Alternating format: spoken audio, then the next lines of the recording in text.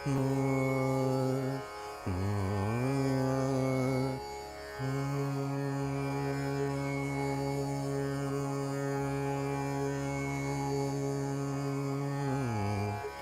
Sir फिर last class में क्या हुआ? रेनेसांस को मजीद हमने रगड़ा, हमने क्या किया? रेनेसांस तक तो पहुंचे नहीं थे। लास्ट क्लास तो ग्रीक पे थी, ग्रीस पे थी। ओ सर, वो तो उससे पीछे थी, वो तो फ्राइडे को हमने किया था, उसी की कंटिन्यूएशन थी। हाँ, दो क्लासें ग्रीक्स पे थी ना, अब दो क्लासें रेनेसांस पे हैं। अच्छा। तो आज की हम तरतीब ऐसे रखेंगे, पहले मैं आप सबसे पूछूंगा कि जो फर्स्ट सेशन की रीडिंग्स हैं उनमें से जो भी आप लोगों के उस पर पढ़ी हैं, जिन्होंने पढ़ी हैं, तो उसके तासुरात आपसे लेंगे। फिर मैं उनको एक ना, आई गो थ्रू देम क्विकली। मैंने कुछ पॉइंट्स हाईलाइट किए हुए हैं, जैसे कि आप पहले भी बात होती रही है कि हमारा मकसद कोई रीडिंग देने का जो मेन पॉइंट है वो मैं आप तक एंड में एज समरी पहुंचाना चाहूंगा, क्योंकि उन रीडिंग में तो काफी कुछ और भी है विच इज ऑल यूजफुल, मगर the point we want to get across to you वो मैं बताना चाहूंगा। ये था फर्स्ट में, और दूसरे सेशन में भी ऐसे ही करेंगे। पहले आप लोगों से तासुरात ले लेंगे, जिसने जिसने भी पढ़ी हैं कि क्या मेन पॉइंट्स हैं। फिर मैंने हाइलाइट्स किए हुए की कॉन्सेप्ट जो मैं चाहता हूँ आप तक पहुंचे, वो फिर आप लोगों के बाद मैं बता दूँ। ठीक है जी, क्या सब? जी अस्सलाम वालेकुम। अच्छा, मैंने रेनेसांस वाला पढ़ा है, और वो ओरेशन वाला भी पढ़ा है। शुरू में तो मतलब एक तो बहुत ज्यादा था, और उसको एक हद तक पढ़ा है, बहुत खूबसूरत है। लेकिन यह कि वो बहुत सारी बातचीत, एक रैशनल व्यू देता है रिलीजन का, और ओरिजिनल मतलब ह्यूमन डिग्निटी का, ह्यूमन एक्सेलेंस का सारा। लेकिन वो काफी सारा क्रिश्चियन टर्म्स में है, इसलिए हमारे लिए उसको रीडेबल इतना नहीं है। लेकिन बहरहाल मैंने उसको गो थ्रू किया है, और इनिशियली आई थॉट कि शायद ये रिलीजन को और उस सब चीज को पीछे रख के तो इंसान को सबसे ऊपर कर देगा, मगर ऐसा नहीं है। मुझे लगा कि मतलब रिलीजन को और इंसान का गॉड के साथ जो रिलेशन है, और उस सारी चीज को प्राइमरी रखता है। बस सिर्फ ये कि उसको थोड़ा सा उसको रैशनल करने की बात करता है, लेकिन बात नहायत खूबसूरत है। और वो इंसान का जो एक्सीलेंस का जो पॉइंट है, या जो उसके अंदर जो हाई पॉइंट है इंसान का, जो हाईएस्ट उसकी जो, उसी का जिक्र कर रहा है, और बड़ा खूबसूरत है। वो बस तरह क्रिश्चियन टर्म्स में है। और रेनेसांस का ये भी बड़ा, ये सबसे अच्छा है। मतलब ये कि सबसे अच्छा मुझे यही महसूस हुआ कि उसके अंदर उसकी जो पूरी की पूरी ह्यूमनिज्म की मूवमेंट थी उसके अंदर, जो कि बेसिकली एक फिलॉसफी नहीं बल्कि एक लर्निंग का मोड था। वो पुरानी चीजें जो ग्रीक और रोमन से, उनका लिटरेचर, उनकी रिलीजन, उनकी मतलब पोएट्री, उनकी वैल्यूज, सारा का सारा कैसे एक्सट्रैक्ट करना है, मगर सिर्फ एम्पेरिकल उसके साथ और रीजन के साथ, थोड़ा सा वो उसके अंदर। और उसके से उनको मतलब किस तरह उनकी पूरा कल्चर और सारी चीज, वहां पे लाइब्रेरीज बनी जो कि पब्लिक लाइब्रेरीज थी फॉर द फर्स्ट टाइम मेरे ख्याल में, एटलीस्ट क्रिश्चियंस के उसमें। और उसके बाद, हाँ ये बड़ा अजीब सी बात है, वो स्टार्ट रेनेसांस इटली से होता है, वहां भी एक इटली के एक इलाके से। और फिर वो पूरी एक वो है कि जी यहाँ क्यों स्टार्ट हुआ, कि बाय मतलब क्या बाय चांस कुछ अच्छे लोग वहां पैदा हो गए थे, या मे बी के जो प्लेग आई थी उसकी वजह से कुछ हुआ। लेकिन प्लेग भी पूरे यूरोप में आई थी, तो वो भी एक मतलब पूरा वो करता है वो। लेकिन बहरहाल इटली में फ्लोरेंस से स्टार्ट हुआ, बाकी इलाकों में फैला, इटली में, फिर पूरे यूरोप में फैला। और उसके फ्रूट्स जो हैं, जो पॉजिटिव रिजल्ट्स हैं, वो हर इलाके में फिर नजर आए। म्यूजिक के अंदर, पोएट्री में, लिटरेचर में, रिलीजन में, हर चीज में वो चीज सामने आई। एक और हाई पॉइंट इसका ये महसूस हुआ था कि जिसमें वो कहता है कि man is the probably measure of all things, या वो एक वो है मतलब कि वो हर चीज को डिटरमिन करता है। लेकिन स्टिल बाकी अक्सर चीजों में मैंने देखा है कि मुझे जो इसमें लगा रेनेसांस में, कहीं वो खुदा को बिल्कुल गायब नहीं करता। इट्स जस्ट के उसको जरा वो रैशनलिज्म में ले जाता है, थोड़ा सा रीजन में ले आता है। तो ये मेरी कुछ हुए, दोबारा पढ़ूंगा और थोड़ा एक सेशन के बाद तो थोड़ा सा और आई होप कि बेहतर हो जाएगा।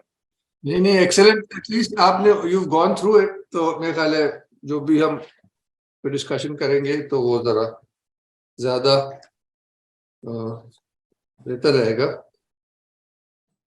सर जो मैंने मेन रीड किया था वो रेनेसांस वाला था। उसमें सबसे उसका निचोड़ जो मुझे लगा था वो लाइन ये थी कि man is a measure of all things.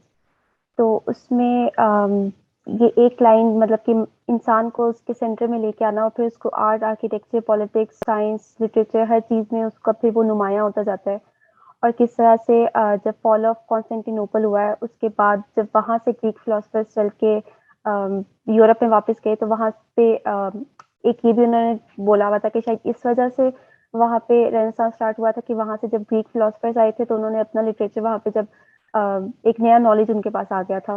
तो उसमें भी जो पहले उन्होंने बताया था कि वो पहले फिलोसफी और दो और चीज़ें थी जिसको ज़्यादा स्टडी करते थे, लेकिन इसके बाद वो उसके ज़्यादा ह्यूमैनिटीज़ के जो सब्जेक्ट्स थे उनको स्टडी करना स्टार्ट कर दिया उन्होंने, ग्रीक और लैटिन लेके। तो उसके बाद इसी तरह उससे उन्होंने जो दो एग्जांपल्स दी थी वो ये थी कि किस तरह से पर्सपेक्टिव डेवलप हुआ था ड्राइंग में, वन पॉइंट पर्सपेक्टिव, और फिर उसके साथ कंक्रीट का एक रिवाइव नॉलेज कि कंक्रीट को किस तरह से बनाना है, तो उस तरह से एक डेवलपमेंट स्टार्ट हो गई थी। और इसी तरह फिर वो बताते हैं कि किस तरह से वो पूरे यूरोप में फैला, फ्लोरेंस से स्टार्ट हुआ और फिर वो हर जगह पे फैलना स्टार्ट हुआ। और इस मतलब ये एक मेन उसकी वो थी। दूसरा जो सैयद हुसैन नसर वाला था सर, वो मैंने रीड किया था लेकिन मुझे वो ज़्यादा उसमें बहुत ज़्यादा टर्म्स थी जो मुझे बिल्कुल समझ नहीं आती थी, लेकिन उसमें मेन उन्होंने यही बताया था कि एक मे बी क्रिश्चियन के जो सेंट थॉमस का नाम उन्होंने यूज़ किया हुआ था। उन्होंने सेक्युलर जब नॉलेज की सेक्युलराइजेशन हो रही थी, इस सेक्रेट से अलग हो रही थी, सेक्रेट और नॉलेज दोनों अलग हो रहे थे। उन्होंने कोशिश की थी शायद उनको जोड़ के रखने की एरिस्टोटल वगैरह के यूज़ करके, लेकिन वो पॉसिबल शायद नहीं हुआ। तो बस ये मुझे समझ आया था कि वो किस तरह से नॉलेज सेक्रेट अलग हो रहा था, रिलीजन अलग हो रहा था, नॉलेज अलग हो रही थी वहाँ से। और जो थर्ड वाला है वो मैंने रीड नहीं किया अभी।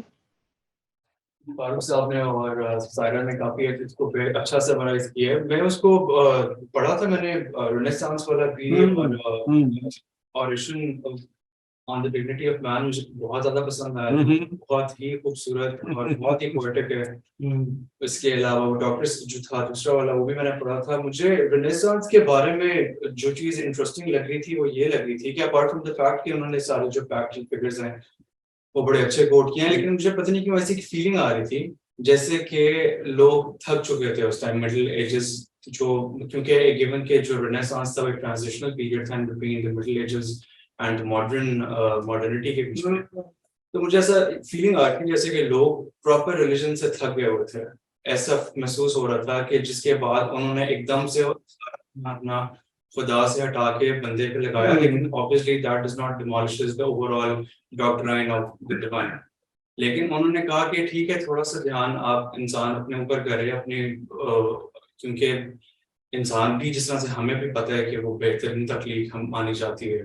तो मुझे लग रहा था कि एक तो शायद जो मेरा पॉइंट ऑफ व्यू था कि ये वजह हो सकती है उस पूरी मूवमेंट की, और दूसरी जो चीज़ मेरे लिए इंटरेस्टिंग थी वो ये थी कि उस मूवमेंट को वो सिर्फ एक ऐसा मूवमेंट नहीं थी कि एकदम से बस आ गई हो, उसको पीछे फाइनेंस करने वाले जो लोग थे, लोरेंजो द मेडिची का जो नाम लिया हुआ है, which was a very powerful statesman, and उसने जितना माइकलैंजेलो और राफेल और उनको जितना सपोर्ट किया, उसके बाद बहुत सारे पेट्रोनेज सिस्टम वगैरह चले, हर चीज में talk about politics, art, music, हर चीज में एक मूवमेंट जो थी इट वाज फाइनेंस्ड।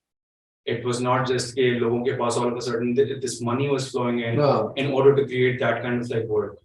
और उसको मैं थोड़ा सा फिर आज के जमाने से भी कर रहा था कि हमारे पास भी we have multi billionaires इस दुनिया में अभी भी, लेकिन वो जो सारी मूवमेंट है apart from like having more than what they had back then, आज हम फिर भी उस तरह से किसी डायरेक्शनल मूवमेंट की तरह कि किस तरह से उनका रेनेसांस में पॉइंट ये भी था ना कि आप कि आसपास की जो खूबसूरती है that is going to add to your own personal value, your own perspective is going to be cultured and nourished given your surroundings, apart from like what has already been discussed। मुझे लग रहा था जैसे ये renaissance मुझे लग रहा था जैसे कि ये पॉइंट ऑफ व्यू है।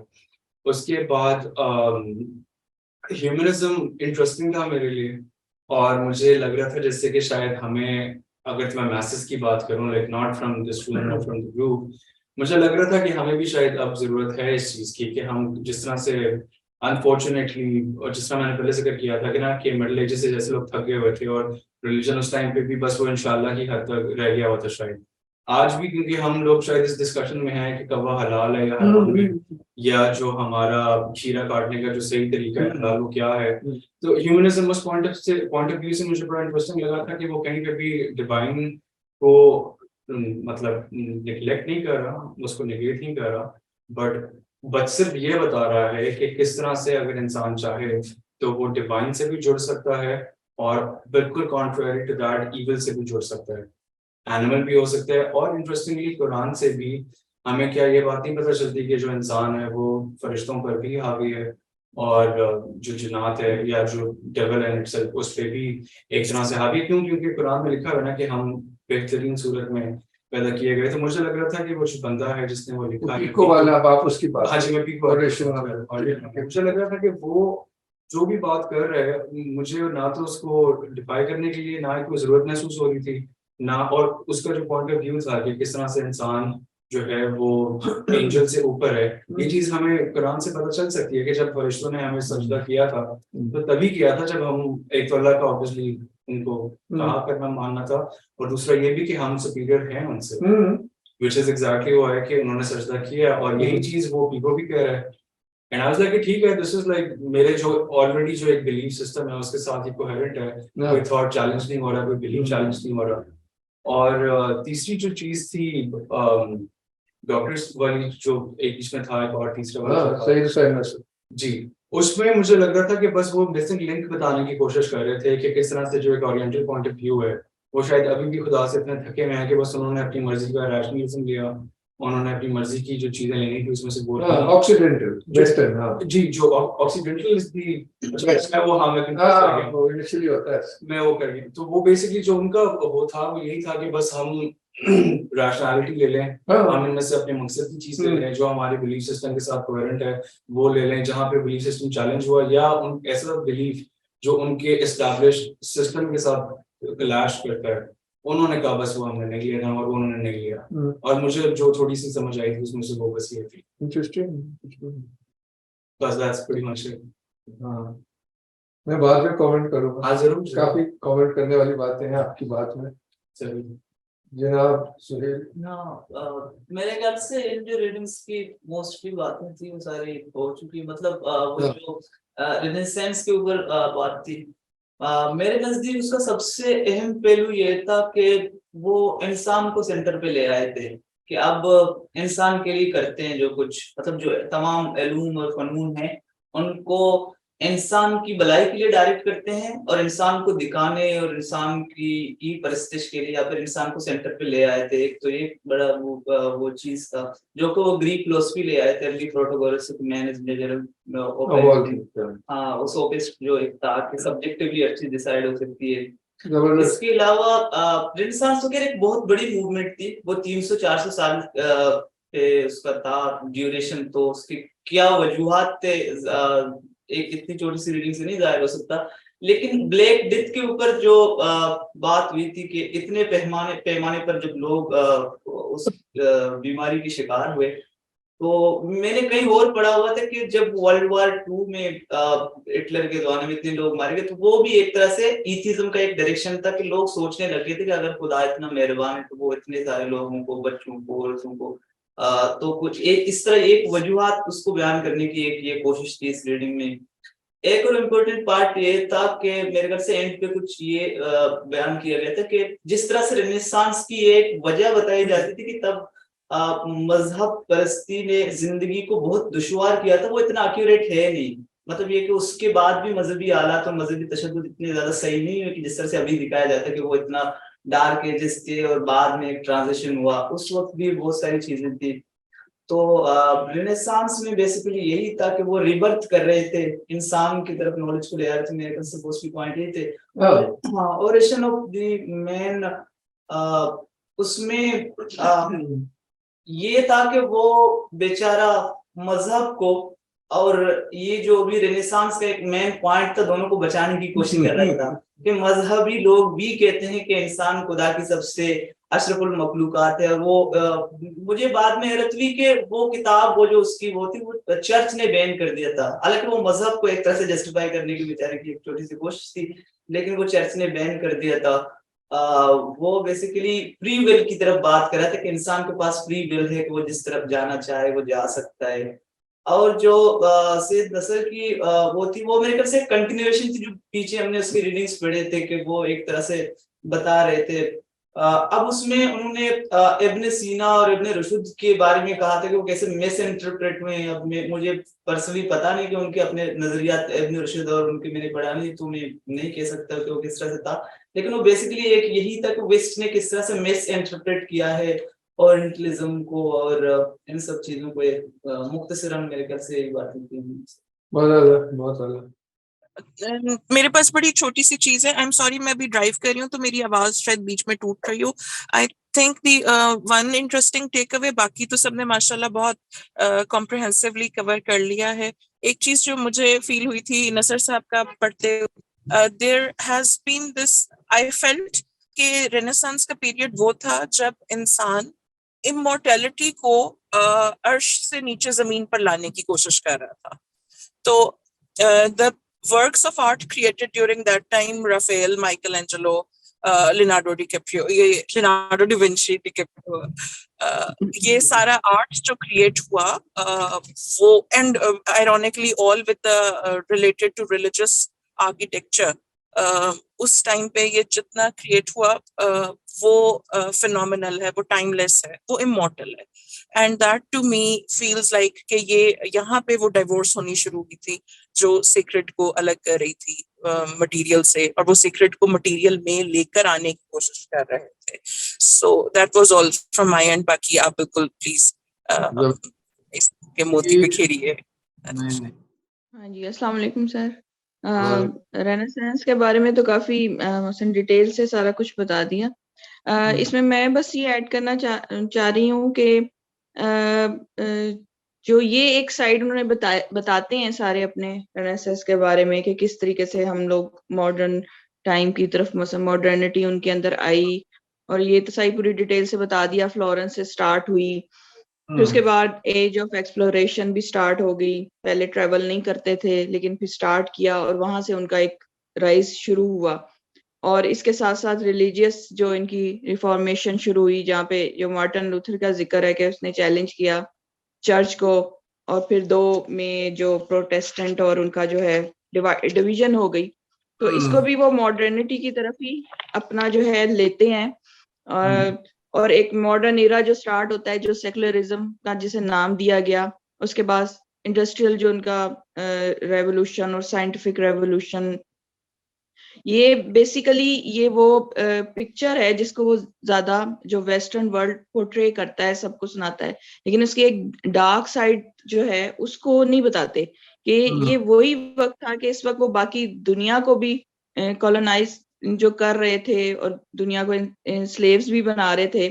तो ये राइस की कहानी तो ज्यादा बड़ी खूबसूरती से बताते हैं, उसको आइडलाइज भी करके बताते हैं, लेकिन कि डार्क हिस्ट्री नहीं बताई जाती, जहाँ एक्सप्लोरेशन जो लोगों को किया जा रहा था उनके रिसोर्सेज को करके। जैसे कि रिसोर्सेज जरूरी तो थे, जैसे उन्होंने बताया कि वो फाइनेंस करते थे आर्ट और लिटरेचर को, और मुख्तलिफ उसके जो सिस्टम भी हुए। तो ये भी एक था, यानी रिसोर्सेज का कंट्रीब्यूशन था उनके राइज में। तो लेकिन उस पर मेरे ख्याल में इतना एम्फेसिस नहीं करते। वो अपनी जो डेवलपमेंट और इसको जो ज्यादा मसलन ग्लोरीफाई करके बताते हैं। यानी एक ये पॉइंट मैं बस ऐड करना चाह रही थी कि ये हमने कमाल कर दिया, ये इतने पूरे इस एरिया में मसलन इतने इरा में जो ये सारा काम किया, लेकिन इसके पीछे जो एक्सप्लॉयटेशन वाला जो इनका था, जो पूरी दुनिया को कर रहे थे, उसकी बात नहीं करते। बाकी ह्यूमनिज्म का तो बहुत अच्छा मसलन पूरी डिटेल से अभी डिस्कशन भी हुई है, तो वो बड़ी अच्छी लगी। वो उसकी जो बात, जो उनका ह्यूमन साइड था, जो उसके मॉरल वैल्यूज के ऊपर ज्यादा स्ट्रेस दिया था, एम्फेसाइज था। तो मसलन जो उनकी जो टीचिंग जो मिलती हैं, तो एक जो थी वो वो मैंने थोड़ी सी स्टडी की है, जो ह्यूमन रैशनल वो थी, वो ज्यादा तो नहीं, थोड़ी मुश्किल भी थी उसको समझना, और ज्यादा क्रिश्चियन एलिमेंट था जैसे बताया। हाँ जी, लेकिन उनमें एक दो चीजें बड़ी खूबसूरत भी थी, जैसे कि जो God bestowed seeds germs for every form of life के, उसमें अगर एक इंसान के हाथ में है, अगर ये वाला सीड करेगा, ग्रो करेगा, तो वो उसका मुख्तलिफ इफेक्ट आएगा, मसलन मुख्तलिफ किस्म का एक, यानी उन्होंने बताया कि इंसान के हाथ में भी है कुछ चीजें और कुछ नहीं भी है। मसलन वही जो एक असूल है कि कितना इंसान के हाथ में अपनी तकदीर, मेरे ख्याल में, मैं तो इसको ऐसे समझी, मे भी अगर गलत समझी, और फिर वही कि बेसिक टीचिंग सारी वही है जो कुरान में है, लक़द खलक़नल इंसान फ़ी अहसन तक़वीम, कि हमने इंसान को बेहतरीन साख्त में पैदा किया, उसी के बस स्ट्रेस करा था। मतलब अभी मैंने इतना ही इसको लिया है, बाकी डिस्कशन से भी थोड़ा मेरा बहुत क्लियर हुआ है, तो Assalamu alaikum. Sir, I'm sorry, I am joining after missing the last week, so I'm trying to tune in. I'll participate later. I'm so sorry. नहीं, not a problem. अच्छा, एक sort of initial comment ये है, थोड़ा सा समिया वाली में भी आया था, हतीम वाली में भी आया, किसी हद तक फारूक साहब वाली में भी आया, कि हम थोड़ा सा क्रिटिकली देखना चाह रहे हैं, और ये कि हम सरफेस पे अल्फाज सिर्फ लिटरल लेंगे तो जाहिर है कोई भी जो मतलब है वही निकलेगा, मगर हमें कोशिश ये करनी है कि हम उस कॉन्टेक्स्ट में जाएं। असल में इनके जरिए तो हम एक कॉन्टेक्स्ट और एक इपोकल चेंज आ रहा है ना। हमने पिछले वीक में देखा था ग्रीक और वो सारा, उसको वो सब आज से देख रहे थे ना। आज के सारे इंस्टीट्यूशंस के पीछे डेमोक्रेसी, फ्रीडम, इंडिविजुअलिज्म, वो उनकी सेल्फ इमेज है कि हमारे सारे जो वैल्यूज हैं they rooted in the Greco Roman tradition.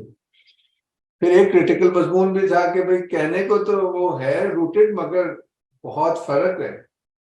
The प्लेटो का मतलब ये बिल्कुल उल्टा है, बल्कि फ्रीडम जो आज सोचा जाता है वो तो फ्रीडम ऑफ द सेल्फ है rather than freedom from the self. For the ancient Greek philosophers it was, तो but later Greeks में ऐसे नहीं था। तो कहना चाह रहा हूँ कि वो देखिए वही चीजों को, वो जो नेशनल ज्योग्राफिक है वो सब पॉजिटिवली पेश कर रहा था। तो वो जो कंजर्वेटिव ऑथर का क्रिटिक थी on just one word one concept, उसमें कितनी कह लो ना फिलोसॉफिकल डेप्थ थी। कहने को तो फ्रीडम है मगर बिल्कुल ऑपोजिट है। क्लासिकल ग्रीस जिसको फ्रीडम कह रहा था वो ये फ्रीडम नहीं है जो सेक्युलर आज का। तो दिस जस्ट वन एग्जांपल। इसमें मैंने शायद को इतने क्रिटिकल डाले नहीं है, सिर्फ नसर के डाले, तो इसलिए मैं आपके साथ पढ़ देता हूँ। तो ये देखो जस्ट जो हमारा इंटेंशन था बैक ऑफ द माइंड के we have to look at whatever जो भी हम सिलेक्शन दे रहे, जो कोर्स का ओवरऑल चल रहा है ना मकसद, हम तो क्रिटिकली देख रहे हैं। और बाकी जो लेक्चर्स हैं उनमें हमने यही बताने की कोशिश की है। आज बाय सम चांस हमारी असिस्टेंट ने इसको हाथ लगा दिया तो ये डाउनलोड नहीं हुआ, तो जो बड़ी बस कुछ इन्होंने गलत बटन दबा दिया, बट मेरे ख्याल है आप लोगों को नजर आ रहा होगा। Yes sir. तो I just quickly go through the जो मैंने जिस नजरिए से आपको दी थी, क्योंकि सिर्फ एक टेक्स्ट को तो और नजर आता है, जब उसको क्रिटिकली देखें तो कुछ और नजर आता है। ये तो हतीम ने कह दिया था कि the Renaissance is a period in European history marking the transition from the Middle Ages to modernity। हम असल में इस फर्स्ट टॉपिक में मॉडर्निटी को स्टडी कर रहे हैं। हमने हमेशा वो रखना है कि मॉडर्निटी कैसे लिंक्ड है। पहले हमने देखा मॉडर्निटी कैसे लिंक्ड है ग्रीको रोमन सिस्टम से, अब हम देख रहे हैं मॉडर्निटी कैसे लिंक्ड है रेनेसांस से। So that is our main intention. I am just reminding you why it occurred, क्या हिस्टोरिकल, इकोनॉमिकल, रिलीजियस रीजंस थे, वो तो इसमें बड़ी खूबसूरती से दिए हुए हैं। So that is sort of the additional meat, मगर the essence is what I will focus on in this. वो आप पढ़ चुके हैं। The traditional view focuses more अच्छा ये ट्रेडिशनली आप कह रहे हैं ट्रेडिशनल वेस्टर्न व्यू आज का भी, focuses more on the early modern aspects of the Renaissance. और ये मेरे लिए ये important जुमला है, and argues that it was a break from the past. Renaissance is known for that in Western intellectual understanding of itself, that the Renaissance was a definite break from the medieval period. इसलिए क्योंकि अच्छा आगे चलते हैं. अगला देखिए, मैंने जो जुमला हाईलाइट किया है वो ये. कौशल साहब नजर आ रहा? बस अब नहीं आ रहा? नजर आ रहा है, पढ़ा नहीं जा रहा. Very good, very good. The intellectual basis of the Renaissance was its version of humanism. The rediscovery of classical Greek philosophy. And ये कहते हैं एक तरह का स्लोगन है. आज तक जो हमने भी बचपन में थोड़ा बहुत पढ़ा है, जो भी उसमें कहते थे कि here God was replaced by man. Man is the measure of all things. This new thinking became manifest in art, architecture, politics, science and literature. So this is the takeaway. हम ये नहीं कह रहे कि माइकल एंजेलो ने बड़ा खूबसूरत नहीं बनाया, मगर उसके पीछे सिविलाइजेशनल मैसेज क्या था, उसके मुहर्रकात क्या थे, उसका मकसद क्या था. हम तो वो हमारे कोर्स में ज्यादा तो उस पे है ना.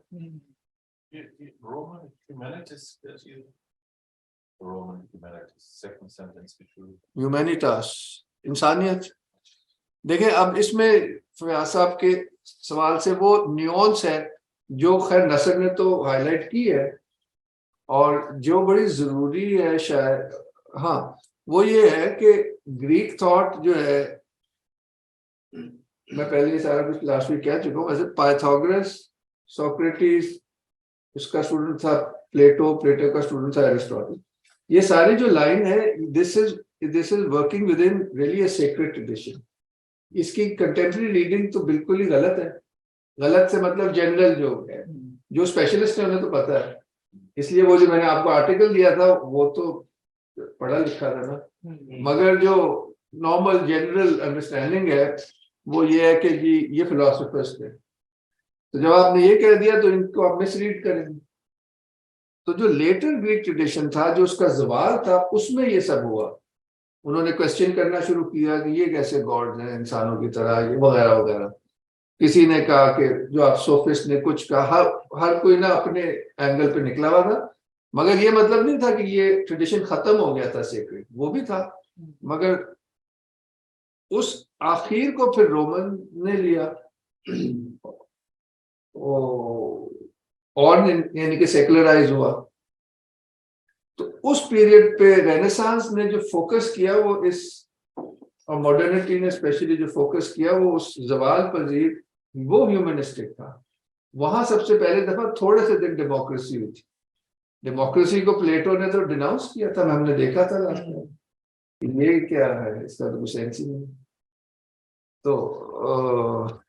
तो ये यानी कि एक सटल डिफरेंस है बिटवीन क्लासिकल ग्रीस या, और एक जो है कि जो रैशनलिस्ट, ह्यूमनिस्ट, सेक्युलर ग्रीस, वो भी है. वो आखिर में हुआ था तो वो ज्यादा फोकस रहा, जबकि मिडिल एजेस में उनका फोकस उन पे था, प्लेटो पे, एरिस्टोटल पे, ये था.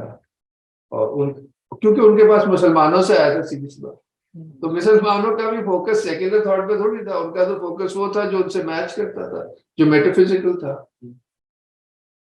तो खैर ये जरूरी है कि जो अभी आपने सवाल किया कि ह्यूमैनिटास, ये वो ह्यूमनिज्म है जो कि लेट ग्रीक थॉट में पैदा हुआ. फिलोसफर्स ने पैदा किया. एथेंस जो है जहाँ पे डेमोक्रेसी भी पहली दफा हुई वगैरह.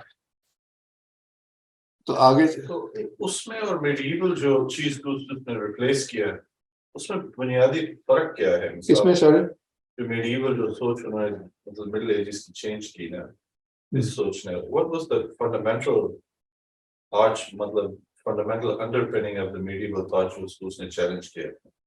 वो जो नहीं, वो हमने स्किप किया कि लोग खुद ही पढ़ लेंगे. उसमें अंडरस्टैंडिंग ये है कि मेडिवल टाइम वर प्योरली क्रिश्चियन टाइम्स. तो उन्होंने एक क्रिश्चियन फिलॉसफी बनाई थी इस सारे चीज। उन्होंने अल्लाह ताला को इबादत करने के, वो उनका फोकस था ना। तो फिलॉसफी वाज स्लाइटली क्रिटिसाइज्ड, मतलब इट वाजंट एनकरेज्ड। वो पूरा एक अलग डिबेट है। वो आप चाहें तो वो जो नसर का पूरा चैप्टर है ना, उसमें ये आ जाता है। उसमें क्योंकि पूरा वो वेस्टर्नर्स के लिए उन्होंने वो तकरीर की थी, तो उसमें जो जवाल है उसको फिर मिडिल एजेस भी कवर किए कि कैसे आहिस्ता आहिस्ता, और ये कि मिडिल एजेस में भी जो इरफानी थॉट आया है ग्रीक, वो किस हद तक आया और कैसे कैसे वो लोग थे। और फिर जो थॉमिस्टिक और वो सारा जो स्कोलास्टिक्स हैं, उसमें कैसे उन्होंने इस्तेमाल की लॉजिक को, मगर उससे बाद में फिर दरवाजा खुल गया रैशनलिज्म का, क्योंकि वो बहुत ही ज्यादा मौलवी होते हैं इसमें, वो बहुत ही ज्यादा उसमें फंस गए, उसकी टेक्निक में और उसकी रैशनलिज्म में। स्पिरिट जो है ना, वो बाद में आके फिर वो बहस ही होगी। वो हम आएंगे जब आखिरी वाले में कि उसमें क्या पॉइंट था सेंट थॉमस का जिससे प्रॉब्लम हो गई। बेसिकली सही नहीं था वो पॉइंट फिलोसॉफिकली। तो वो स्कोलास्टिक तो ट्रेडिशन था which was based on the Muslims and on the Greeks, मगर वो हमारा भी टॉपिक नहीं है, हम सिर्फ मॉडर्निटी को देख रहे हैं। अच्छा जी, आ जाए। The Renaissance was a cultural movement that profoundly affected intellectual life in the early modern period. Early modern period यानी कि Renaissance. Beginning in Italy and spreading to the rest of Europe by the 16th century, its influence was felt in art, architecture, philosophy, literature, music, science, technology, politics, religion, and other aspects of intellectual life. ये अब इसमें जो take away हुई है, Renaissance scholars employed the humanist method in study and search for realism and human emotion in art. क्योंकि ये rational base ज्यादा था, तो इसलिए नेचर को भी एज इट अपेयर्स, रियलिज्म भी इसलिए ग्रीस में भी जब एंड में आया था रियलिज्म, जो प्लेटो ने उसको क्रिटिसाइज किया था कि हमारा स्कल्पचर तो बिल्कुल रियलिस्टिक होता है, इसका क्या फायदा है। असल जो आर्ट है उसको तो जो इटर्नल रियलिटीज है वो दिखानी चाहिए, अब जो नजर आ रहा है वो थोड़ी दिखाना चाहिए। और ये कि ह्यूमन यानी कि वही ना सब्जेक्टिविटी आगे आके तो बेस ही ये बन जाती है मॉडर्न सिविलाइजेशन की। एक तरफ है मटेरियलिज्म और एक तरफ है इंडिविजुअलिज्म, ये हम पहली ओरिएंटेशन में बात कर चुके हैं। तो ये उसकी बेसिकली उसको जिंदा किया ना, उस इंडिविजुअलिज्म, रैशनलिज्म, इसी को ह्यूमनिज्म कहते हैं, डेमोक्रेसी भी उसका इंपॉर्टेंट पार्ट है। उसको बेसिकली रेनेसांस का मतलब ये है कि दोबारा जिंदा करना। किस चीज को? इस चीज। ये मैं मोटी मोटी बात कर रहा हूं। अब ये पॉइंट है, ये जो अभी हम सब कह रहे थे कि ये उसमें इरफानी चीजें भी रिवाइव हुई, मगर वो मिसअंडरस्टैंड हो जाता है। In the revival of new Platonism, ये मुसलमानों ने भी लिया, उन्होंने बिल्कुल सूफियों वाले एंगल से लिया, इन्होंने इस वजह से भी लिया। वो हम जब डिग्निटी ऑफ मैन वाला पढ़ेंगे उसमें वो क्लियर होगा कि कहने को वही कह रहा है, मगर जहां प्रॉब्लम है वो भी उसमें साफ नजर आ रही है। वो शायद आपने मिस की है, वो मैं आपको वो मैंने शुरू के 2-3-4 पेज पढ़े थे, उसके बाद मैंने यानी कि उसकी डिटेल रीडिंग करें तो चीजें सामने। वो वाकई था इतना पोएटिक कि उसकी एक एक लाइन के ऊपर सोचना, वैसे तो खूबसूरत है मगर उसको थोड़ा सा क्रिटिकली देखने की जरूरत है। ये वही पॉइंट आ रहा है। In the revival of new Platonism, renaissance humanist did not reject Christianity, जो आपने बात की। Quite the contrary, many of the greatest works of Renaissance were devoted to it, and the church patronized many works of Renaissance art. However, a subtle shift took place in the way that intellectuals approached religion. That was reflected in many other areas of cultural life. इसका एक class lecture के मेरे पास cassettes आई थी सईद हुसैन नसर की, George town university में वो course पढ़ाते हैं इस्लामिक आर्ट पे लेक्चर।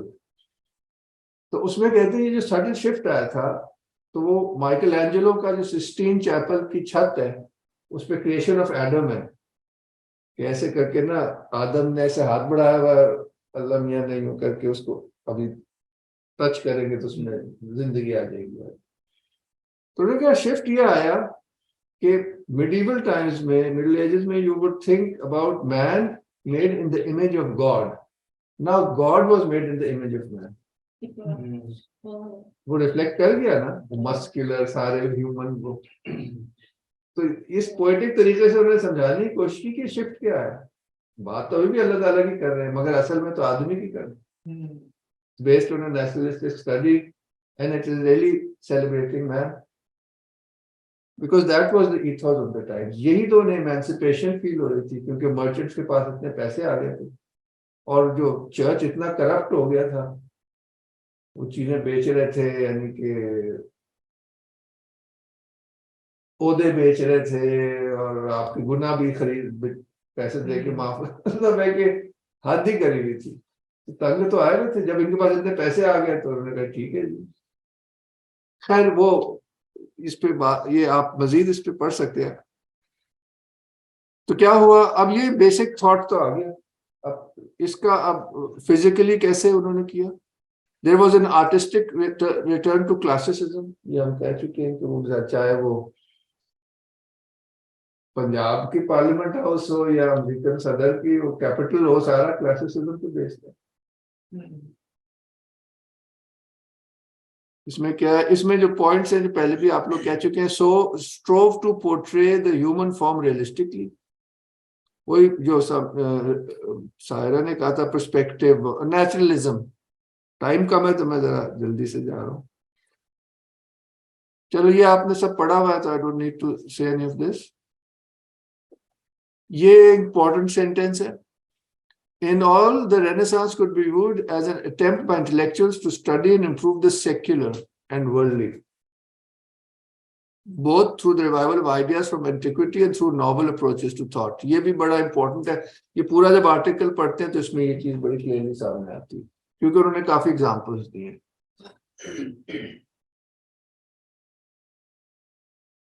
ये वो शिफ्ट है जिसपे नसर ने भी कहा है और सोहेल ने भी कहा था। In stark contrast to the High Middle Ages, when Latin scholars focused almost entirely on studying Greek, yes, यानी कि Middle Ages, Saint Thomas वगैरह, they were studying Greek and Arabic works of natural science, philosophy, and mathematics. Renaissance scholars were most interested in recovering and studying Latin and Greek literary, historical, and oratorical texts. वो culture को भी revive करना चाह रहे थे। ये गौर करने वाली बात है। ये वही बात दोबारा है, इसको हम कर लेते हैं।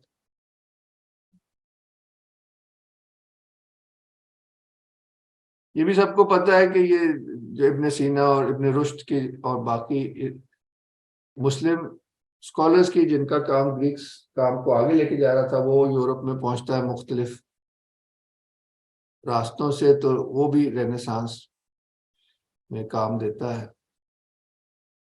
So this is one of the greatest transmissions of ideas in history. ये स्पेन से आता है।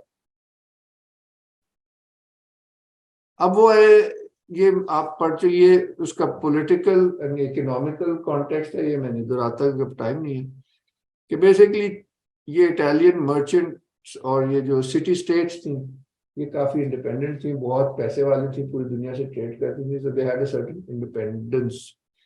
ये आप पढ़ चुके हैं, मुझे नहीं। Holding both church and empire at base, क्योंकि Holy Roman Empire within the Holy Roman Empire there was a tussle between the pope and the king. अजीब और गरीब खिचड़ी थी। तो ये उनसे, these city republics were devoted to notions of liberty. ये आप कह चुके हैं कि हाउ दे फाइनेंस्ड। इंटरेस्टिंग ये है कि उन स्कॉलर्स को एक स्पेस मिल गई, ये भी बहुत अहम बात है। पूरी यूरोप में नहीं मिल रही थी, फ्रांस में मिल गया उनको।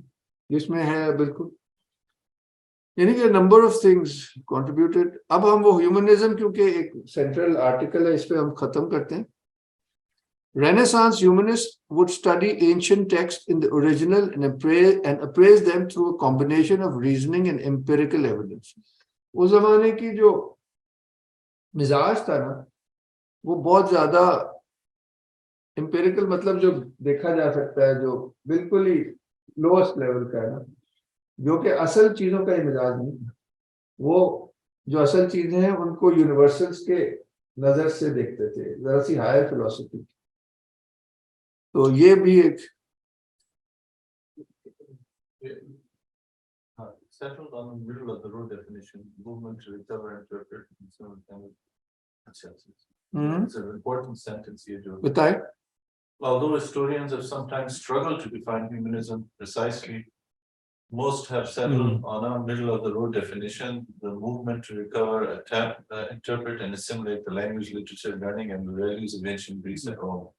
ये The volume settled the genius of man, the unique and extraordinary ability of the human mind. असल में ये इन अ सेंस उसका सीड है ना, जो इटालियन रेनेसांस है ना, वो इस चीज का ही मजर है। जितनी स्कल्पचर, पेंटिंग, मोनालिसा को ले ले, वो सेक्युलर सब्जेक्ट है सब, जो पहले ऐसे नहीं सोचते। चलो एक फ्री थिंकिंग भी उसका बड़ा अहम एलिमेंट इसी में कहीं आता है। ये वो आ गया जी पिको साहब,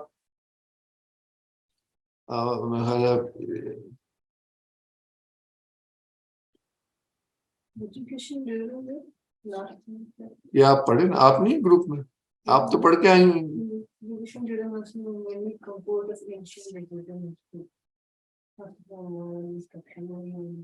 हाँ एक दिया, वो तो है कि ये ना free thinking was a hallmark of the age. इसलिए जैसे पिको ने अपनी फिलॉसफी बनाई, उसने वो ही was the person who invented Christian Kabbalah का टेक्स्ट भी पढ़ेंगे तो बहुत सी चीजें उसमें मिक्स्ड हैं, अजीबोगरीब जीनियसेस भी पैदा हो रहे थे, टाइम ऐसा था।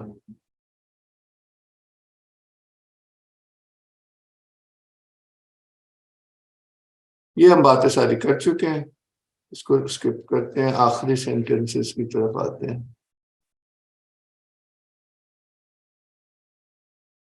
ये क्योंकि आगे जो हमने जाना साइंटिफिक रेवोल्यूशन नेक्स्ट है, वो मैंने थोड़ा सा जो तरतीबें गलत की हुई थी, मैं आज आपको बताना चाह रहा था कि पहले साइंटिफिक रेवोल्यूशन है, उसके बाद नहीं, पहले फिर एनलाइटनमेंट है। जब उनको इतने उसके फ्रूट्स नजर आने लगे तो फिर उन्होंने कहा भी नॉलेज का भी यही तरीका है, फिर पूरा उन्होंने एक सिस्टम बनाया। एज द रेफॉर्मेशन, ये रेफॉर्मेशन जो है ये मार्टिन लूथर की वजह से हुई थी, एंड काउंटर रेफॉर्मेशन ये बहुत सख्त किस्म की कैथोलिक चर्च की वजह से हुई थी, जो आपने कहा कि काफी वहां भी जुल्म हुआ था। The northern renaissance showed decisive shift in focus from Aristotelian natural philosophy, Aristotle universals के हवाले से बात करता था, और बड़ा फिलोसॉफी जो आपको आप इस्लामिक फिलोसफी में भी पढ़ेंगे। मगर फिर क्या हुआ, टू शिफ्ट हो गया to chemistry and the biological sciences, और क्वेश्चनिंग ऑफ प्रीवियस सारा कुछ। ये आगे आएगा, ये अभी हम स्किप करते हैं। साइंटिफिक मेथड तो जाहिर है बाद में डेवलप होता है 17वीं सेंचुरी में। तो बस जी, the new ideals of humanism, although more secular in some aspects, developed against a Christian backdrop. However, the Renaissance had a profound effect on contemporary theology, particularly in the way people perceived the relationship between man and God. Many of the period's foremost theologians were followers of the humanist method, so and so and so and so. ये आ गया, ये भी बड़ा बद किस्म का pope था, इसमें सब लिखा हुआ है इसकी कारस्तानी। ये जनाब इंपॉर्टेंट है क्योंकि रेफॉर्मेशन आती है। Luther published the 95 Theses, challenging papal authority and criticizing its perceived corruption, particularly with regard, ये वही जो मैंने आपसे सारा कहा था कि वो बहाना मिला ना फॉर रेबेलियन अगेंस्ट, क्योंकि चर्च में ये सारी करप्शंस थी हर तरह की, और प्रिंटिंग प्रेस का भी इसमें कहते हैं बड़ा हाथ है। उसके थॉट हर किसी के पास पहुंच गए। बाइबल जो है ओरिजिनल ग्रीक से, क्योंकि जब वो स्कॉलर्स आए बैजेंटाइन से तो ग्रीक बाइबल उनके हाथ आ गई, उससे पहले लैटिन थी शायद। Humanism and the Renaissance therefore played a direct role in sparking the Reformation. Reformation में ये हुआ कि one man, each man and his Bible, जो आजकल वहाबी सोच कह रहे, पूरा ट्रेडिशन को आपने साइड पे कर दिया। बुजुर्गों ने कैसे समझाया, हुजूर पाक ने कैसे समझाया, वो अब इम्पोर्टेंट नहीं है। अब आप हैं, बाइबल आपके सामने है, खुद ही पढ़े। तो ये प्रोटेस्टेंटिज्म की एथिक है जो कि पूरी मॉडर्निटी के ये भी बहुत इंपॉर्टेंट है, एक अथॉरिटी से आजाद करने का इंसान को, ये religious side.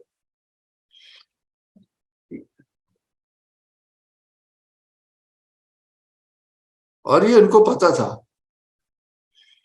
By the 15th century, writers, artists, and architects in Italy were well aware of the transformations that were taking place and were using phrases as in the antique manner, in the manner of the Romans and the ancients to describe their work. Yeah. Humanist historians argued that contemporary scholarship, yani ki us zamane ki scholarship, restored direct links to the classical period, thus bypassing the medieval period, which they then named for the first time the Middle Ages. अब जो renaissance है वो अपने आप को तो देख रही है as reviver of the Greek tradition, तो बीच में वो मिडिल एज है जो क्रिश्चियन 1000 साल है, उसको वो बाईपास करना चाह रहे हैं, इतने वो बदलन हो गए। तो उसको फिर बाद में डार्क एजेस भी कहेंगे, क्योंकि अब एज ऑफ रीजन में तो लाइट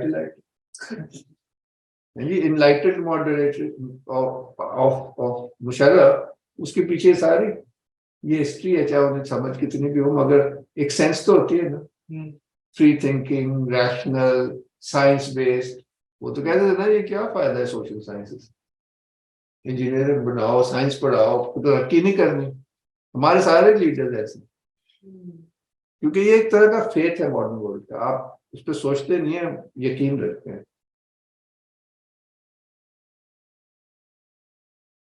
ठीक है जी, बस इतना ही था, आखिरी लाइन पे आ गए।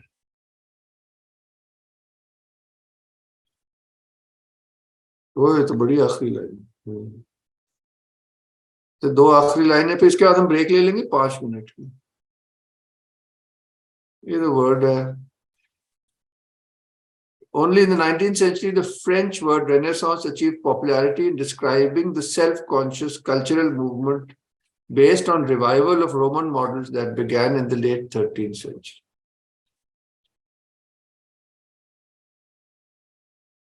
ये बहुत ही जबरदस्त जुमला है, क्योंकि जो बर्खाट है ना, he was a great Renaissance को बहुत, वो उसके आशिक थे 19th century में। 1860s में इनकी ये बुक आई थी शायद। The progress made in the Renaissance towards the modern age, ये इनकी बुक में डिस्क्राइब होता है। Burckhardt likened the change to a veil being removed from man's eyes. This is how the contemporary world thinks about the past, allowing him to see clearly. In the Middle Ages, both sides of human consciousness, that which was turned within and that which was turned without, lay dreaming or half awake beneath a common veil. The veil was woven of faith, illusion, and childish prepossession, through which the world and history were seen clad in strange hues. तो जब गोरे यहाँ पे colonise करने भी आए, वो इसी तरह देखते, ये तो बचकाना लोग हैं, ये इल्यूजन और सुपरस्टिशन में बिलीव करते, और हमारे जो फाउंडिंग फादर है वो अलीगढ़ वाले, वो भी ऐसी चीज, क्योंकि ये सारा कुछ लिंक्ड है इस मूवमेंट से, अल्टीमेटली रेनेसांस से ही है सच्ची बात है। तो यहाँ पे हम ब्रेक लेते हैं, तो बाकी सारे टेक्स्ट हम नेक्स्ट हाफ में देख लेंगे। बेसिकली वो मुझे ख्याल है, आई माइट बी रॉन्ग, आप लोग खुद भी गूगल कीजिएगा, क्योंकि कम्युनियन से आपको निकाल दिया। सारी क्रिश्चियनिटी का जो फोकस है वो हजरत ईसा है, तो जो उनका सेंट्रल राइट, जैसे हम सूरह फातिहा पढ़ते हैं, नमाज पढ़ते हैं, तो वो हमारा सेंट्रल कनेक्शन है with God in a sense. नमाज मोमिन की मिराज है, तो उनके यहाँ कम्युनियन जो है, संडे को जब वो जाते हैं तो उनके मुंह में एक रोटी का टुकड़ा डालते हैं विच represents the flash of Christ, और एक सिप वाइन का लेते हैं विच represents the blood of Christ. उसके जरिए क्राइस्ट आप में आ जाता है। तो वो ये सिंबल है for spiritual communion with Christ. This is the life of Christianity and Catholic traditional Christians. इसके बगैर नहीं हो सकते, इबादत का सेंटर ही है। बाकी चाहे 100 चीजें और करें, और भी बैप्टिज्म नहीं होती। जी सर, ये कैथलिक्स, ये वैसे जो टर्म इस्तेमाल होती है, मेरा ख्याल है कि ये कैथलिक्स के लिए है मखसूस, क्योंकि इसी से जब ये छुटकारा हासिल करने के लिए वो जो उनका किंग जो भी था, उसने वो प्रोटेस्टेंट ये मजहब शुरू किया। नहीं, ये कैथोलिक ट्रेडिशन बिल्कुल ऐसे, उधर ही चर्च को ये अथॉरिटी है। तो उसने वो बादशाह ने वो 2 शादियां करनी थी, तलाक उसे चाहिए थी, तो that was the thing. That was one of the things. काफी है इसी में। हाँ जी, और भी थी, लेकिन मतलब एक सरपरस्ती जो थी वो जब हासिल हुई तो फिर वो ये मूवमेंट एकदम उभरी है। हाँ, ये इसमें ना सारी स्टोरी दी हुई है बाय द वे। ओह, उसने वो हुआ ये कि वो जो पोप था उसकी फोर्सेस हार गई बादशाह से, वरना तो ये बड़ा तगड़ा था। इसने स्पेन के किंग को अपने साथ मिलाया हुआ। सर जब हार गया जी, पोप की तो बड़ी कहानी है। ये तो खुद कैथोलिक्स मानते हैं कि उनके जो पोप्स थे वो बड़े खराब किरदार के लोग थे, तो ये तो बड़ा नोन फिनोमेना है, मतलब उससे इनकार नहीं करते हिस्ट्री में भी अपनी। Basically when he was really basically caught, यानी कि वो कैद ही समझे हो गया, उसको पैसे देके जान बचानी पड़ी, तो फिर उसके बादशाह के सोल्जर्स ने तकरीबन उसको पकड़ लिया, तो उसको मानना पड़ी सारी टर्म्स। तो वो मजबूरी में फिर वो आहिस्ता आहिस्ता ज़रा नरम हो गया, कुछ कर ही नहीं सकता। तो खैर, जैसे आप कह रहे हैं। अच्छा सर जी, हम जल्दी जल्दी जो 2 रीडिंग्स रह गई उनको हम देख लेते हैं, जो चीजें मैंने हाईलाइट की हैं, फिर कुछ सवाल हो आप पूछिएगा। ये ये है जियोवानी पिको डेला मिरांडोला। इसको कहते हैं कि बड़ा ये रिप्रेजेंटेटिव है। ये 15th सेंचुरी 1400 में लिख रहा है, 24 साल की उम्र में लिख रहा है, 31 साल की उम्र में इसकी वफात हो जाती। और 50 फिलोसोफर्स का इसकी जो पूरी ट्रीटीज है उसमें 900 थीसिस है। उसमें कम से कम 50 एंशिएंट फिलोसोफर्स की उसने रेफरेंसेस दिए हैं। मतलब वो जीनियस था, इसमें तो कोई शक नहीं है, मगर वो एज ही इस तरह के जीनियसेस की थी इन अ सेंस। चलो उस पर बाद में बात है। ऐसा ये पहले पढ़ देता हूँ। मोस्ट एस्टीम्ड फादर्स, ये इसने सोचा था कि ये मैं 900 अपनी थीसिस ले जाऊंगा और फिर मैं डिबेट करूंगा रोम में चर्च के फादर्स के साथ। I have read in the ancient writings of the Arabians. इसमें मैं दिखाने की कोशिश की है कि ये जो इस्लामिक जो मुसलमानों की नॉलेज भी आ रही थी, ग्रीक्स की भी आ रही थी, ये वो एज भी है। I have read in the ancient writings of the Arabians that Abdullah the Saracen, the Arab, on being asked what on this stage, so to say, of the world seemed to him most evocative of wonder, replied that there was nothing to be seen more marvelous than man. And that celebrated exclamation of Hermes Trismegistus, what a great miracle is man, Asclepius confirms this opinion. बस ये जल्दी से हम चलते हैं, बस note करते चले। ये सारा तो आपने जिन्होंने पढ़ा है पढ़ लिया है।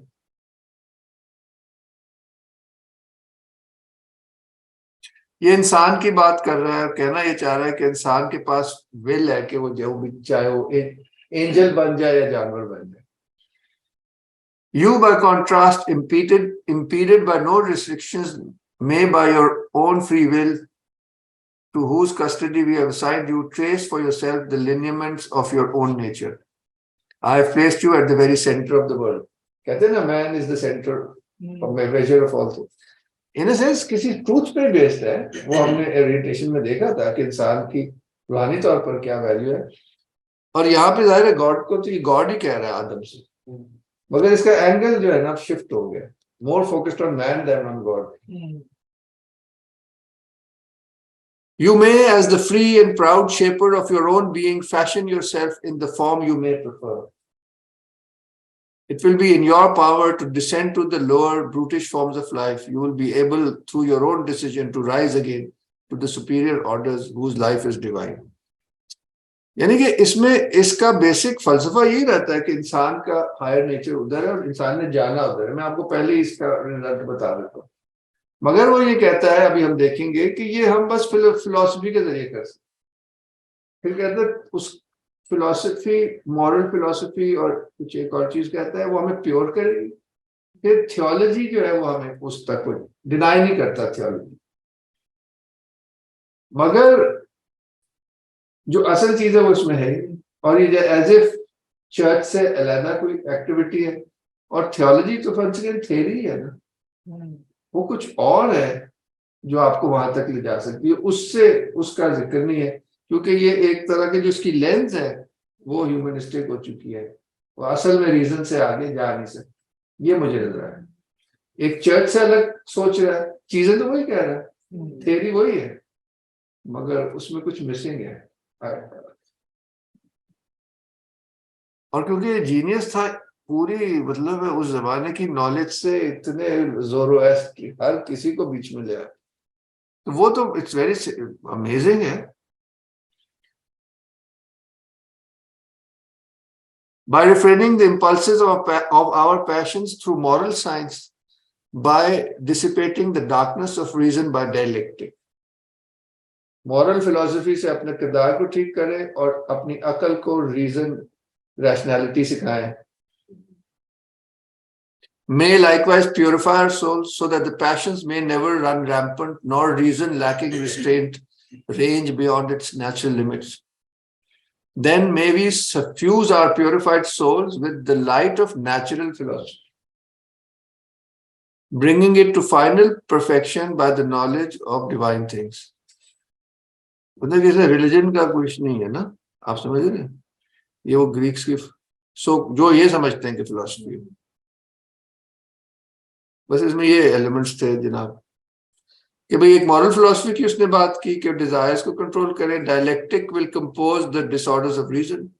अब तीसरा एलिमेंट आया था नेचुरल फिलॉसफी, वो क्या है, ठीक है ना, एक अंदर की बात हो गई, एक अकल की बात हो गई, नेचुरल फिलॉसफी होगी दुनिया की बात, to find out the divine reason in creation.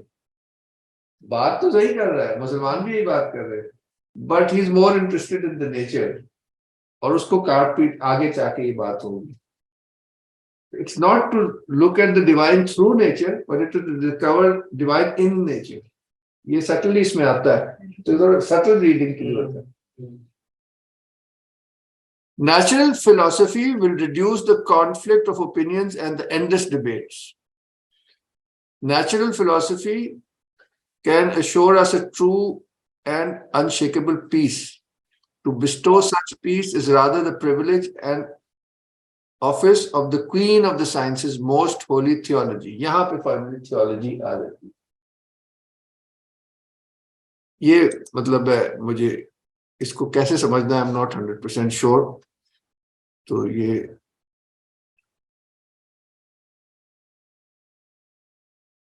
ये वो है जो मैं कह रहा हूँ ना कि what could such admission mean but the interpretation of occult nature by means of philosophy? ये वो बात करना चाह रहे हैं कि जो सीक्रेट्स ऑफ नेचर हैं उनको ढूंढना मकसद है, ओकल्ट इधर मुराद है छुपे हुए जो, ये वो जो सारा ग्रीक जो था ना रूहानी ट्रेडिशन इनिशिएटिक, उसको ला रहा है कि बेसिकली हम उनके रास्ते पे चल रहे हैं। तुम क्रिश्चियन हो, तुम्हें उनके इनिशिएटिक रास्ते पे कैसे चल सकते हो, और उसको जोड़ना चाह रहे हैं रिलीजन अपने रिलीजन से। तो एक तरह की बड़ी एक सिंक्रेटिक इसे कहते हैं, यानी कि कोई नेचुरल चीज नहीं है, खुद बनाने वाली चीज है, ठीक है ना, कि इंस्पायर हो, ऊपर से आए कोई चीज, एक आप खुद ही बनाए, तो उसमें वो असर तो नहीं होगा, असर उस चीज में होगा जो स्पिरिट से आएगी, जो ऊपर से आएगी। तो ये इसमें बेसिक प्रॉब्लम है। ये बार बार वही कह रहा है, इसको मैं नहीं करता, तो सारी वही बात है। 3 फेजेस हैं, moral philosophy, dialectics, and then natural philosophy, sacred theology. Natural philosophy भी यहाँ आ सकती थी, कहीं होगी, you know, the visible signs of nature, the invisible things of God, ये होती, ये 4 इसके एलिमेंट्स हैं। आगे चलते हैं। Finally, enlightened by this knowledge through the aid of natural philosophy, being already close to God, employing the theological salutation, I, that is, thou art, we shall blissfully address the true Apollo on intimate terms. तो इसने पूरा एक रास्ता बता दिया इंसान को खुदा तक पहुंचने का, जो ना चर्च से जुड़ा हुआ है ना क्रिश्चियन इनिशिएटिव ट्रेडिशन से जुड़ा हुआ है। तो ये इसमें कुछ प्रॉब्लम है, आई डोंट नो क्या है क्या नहीं है, बस मैं आपके सामने रख रहा हूँ। Our power of reason, that faculty by which the mind examines, judges and measures all things. अब देखिए रीजन की सेंट्रलिटी आएगी, फिर मॉरल फिलोसफी, वो सारा इसको आगे चलते हैं। Moral science, dialectic and theology, ये तीन इसके एलिमेंट्स हैं इसके पाथ के। These are the reasons most revered fathers which not only led but even compelled me to the study of philosophy. And I should not have undertaken to expound them except to reply to those who want to condemn the study of philosophy. ये basically philosophy को सारा defend कर रहा है क्योंकि church उसके खिलाफ था, इसमें वो कॉन्टेक्स्ट भी है। वो कहते हैं प्योरली ह्यूमन फिलोसफी नहीं सही। तो मैं सिंपली बात कर रहा हूँ, इसकी जो डिटेल है वो नसर ने बड़ी बेहतर दी हुई। और ये वो है जो रेनेसांस का खास है। Philosophy has taught me to rely on my own convictions rather than on the judgments of others. ये तो समझो कि आज का पढ़ा लिखा यूनिवर्सिटी ग्रेजुएट भी अमेरिका का तो यही कह रहा है, यूरोप का भी यही कह रहा है। ये एक तरह का एक मिजाज है। फिलोसफी से तो मुराद है रीजन, आई थिंक। और ये इस तरह का जो है ना, ये लेट ग्रीक थॉट में आ चुका था। इसमें है कि भाई 24 साल का हूं, and I have dared to propose a disputation concerning the most subtle mysteries of Christian theology. भाई क्रिश्चियन ट्रेडिशन में तो ये सारा कुछ था, तो अब तुम एक और पैरेलल क्यों खड़ा कर रहे हो? लोग ये कहेंगे और मेरी उम्र देखेंगे, ये क्या है? ये आप इस रोशनी में पढ़िएगा।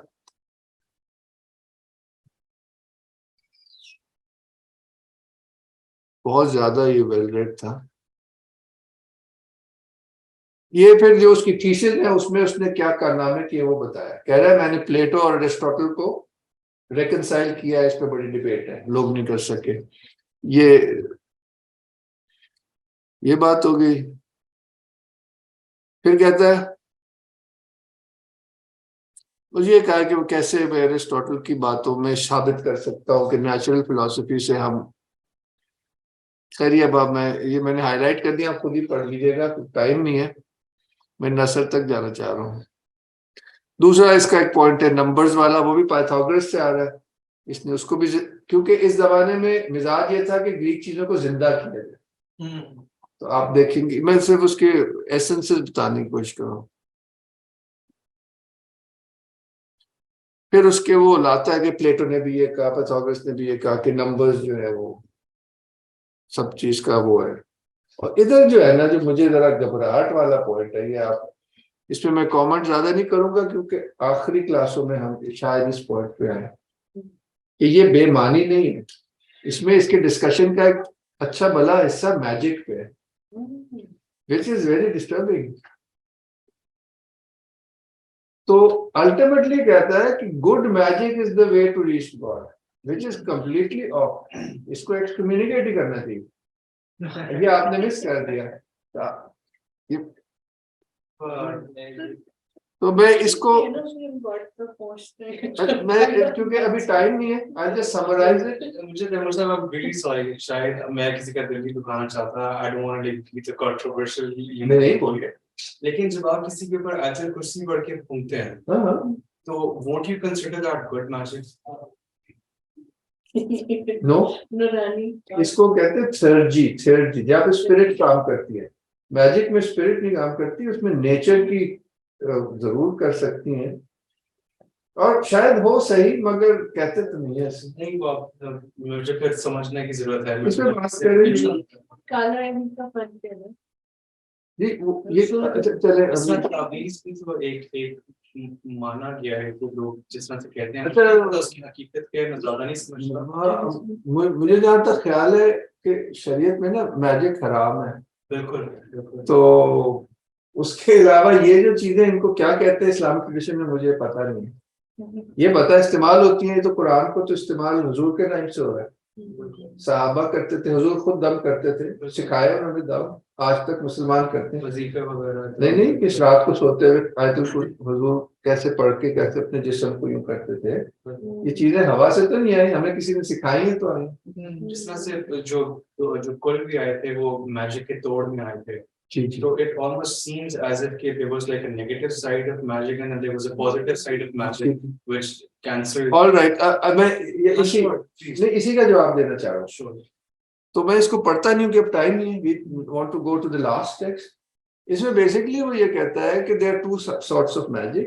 One is the dark which comes from the demonic side, and one he said is the positive one through which you can reach God. और उसको जोड़ता है ग्रीक मिस्ट्रीज से।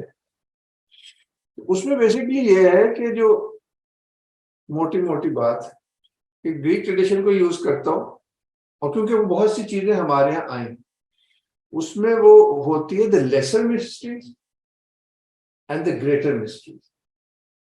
लेसर मिस्ट्रीज में होगा जो ये कह रहा है, which is the positive workings of the actions of the spirit within creation. Material से वो पीछे जो हमने लास्ट टाइम होम्योपैथिक की मिसाल ली थी आप लोगों के साथ कि वो जब आप, क्योंकि कोई भी चीज ऊपर से अनलिंक्ड तो है नहीं, तो बहुत से ऐसे ये ओकल्ट साइंसेस कह ले या कह ले वो बहुत डेवलप थी, क्योंकि जब उन्हीं को वो हर्मेटिक साइंसेस कहते थे, they were sciences of the created world but keeping in mind, यानी क्रिएशन के अंदर जो भी राज है और जो उसकी पॉजिटिव फोर्सेस हैं उनको समझ के चीजें करना, उसमें हिकमत भी आ जाता है। हिकमत is not purely based on physicality, is based on मिजाज। मिजाज is the principles which govern the Cosmos. तो उन प्रिंसिपल्स को समझ के, और अक्सर ही रूहानियत से जुड़े भी होते हैं। Alchemy is a great example, जिसमें से हमने कहा होम्योपैथी निकली है कि फिजिकल चेंज आता था मगर it was based on the positive subtle principles with in creation. इनको जानना एक पूरा इनिशिएशन का एक एस्पेक्ट है, मगर ये अभी इनको लोअर मिस्ट्रीज कहते हैं, कायनात की मिस्ट्रीज। जो ग्रेटर मिस्ट्रीज है वो असल रूहानियत है, which is beyond time and space, जो मेन स्ट्रीम तसव्वुफ कहेंगे, मेन स्ट्रीम पाइथागोरियनिज्म कहेंगे, बस ये फर्क है। तो ये जो कह रहा है, क्योंकि इंसान इस दौर में in a sense whether he knows it और not, man is now become shut off from the whatever is beyond. इस दुनिया की ये दो साइड है ना, एक फिजिकल है और एक सटल है। सटल में फिर दो हिस्से हैं, एक डार्क है और एक लाइट है। वो डार्क को रिजेक्ट कर रहा है और लाइट को कह रहा है ठीक है, जो कि ठीक है, मगर it doesn't go beyond this world. सूरह रहमान में आता है ना कि ए ग्रोह जिन्नो इंस, तुम चाहो तो इस कायनात की बाउंड्री से निकल जाओ, मगर तुम नहीं निकल सकोगे अल्लाह के इज़्न के बगैर, सुल्तान के बगैर। तो ये एक बड़ी मैट्रिक्स है जो कि काफी वेल एस्टैब्लिश्ड है, जो मैंने आपको ना उसका एक खाका देने की कोशिश की है। इसको आप फिर पढ़िएगा इस रोशनी में, क्योंकि एग्जैक्टली यही बातें करता है कि नेचर के सीक्रेट्स तक पहुंच जाना वगैरह, मगर उसको एकदम लिंक कर देता है खुदा से, वो है, वो तो अलग बात है। Anyway this is my reading of this, ये मैंने यही हाईलाइट किया, मगर आखिरी जुमले पे सर जी मैं एक पॉइंट ऐड कर दूं, जो अभी इन्होंने बात की है उसमें ना भी एक वायरल हुई थी वीडियो सोशल मीडिया पे। उसमें एक रशियन मैजिशियन थी, ब्लैक मैजिक करती थी। वो बता रही थी कि वो जिस तरह बाकी लोगों पे मैजिक करना आसान होता है, उसी तरह मुसलमानों पे मैजिक करना इज नॉट इजी, क्योंकि उनके अराउंड एक स्पिरिचुअल फील्ड होती है जो उस तक पहुंचने नहीं देती उनको। तो मुझे ये लगा ये इंटरेस्टिंग बात है जो उन्होंने किया उसके लिए। जब आयतुल कुर्सी आप पढ़ते हैं तो वो एक हायर लेवल से आपको जो कनेक्ट करिए वो उन चीजों से आपको बताती है। एक्सेलेंट, जबरदस्त। ये आखिरी जुमला मैं इससे पढ़ रहा हूँ कि बड़ा मानी खेल है। ये फिर जो था ना, ये मुकालमा हो नहीं सका क्योंकि पोप ने कहा ये नहीं हो सकता।